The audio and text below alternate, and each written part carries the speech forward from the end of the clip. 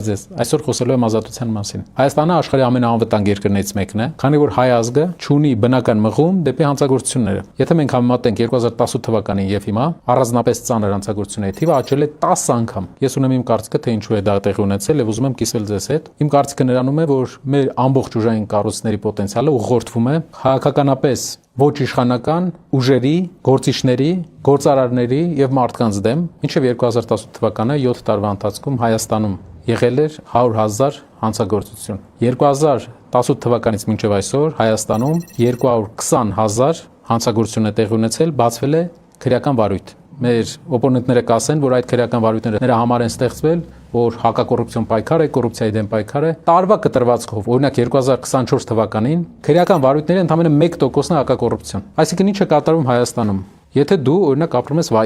Վայքում դու ակտիվ գործարար ես, բայց ունես հայացքներ ընդդիմադիր։ Մեկ էլ մի օր հայտնվում է մի ԿՊԱ-ական տեղում, ով 100% ինչ որ դիմելու է դատախազին եւ ասի, որ քո տարածքի այն 4 մետրը, որ դու ունեցել ես, ինչ որ խնդրեմ ունի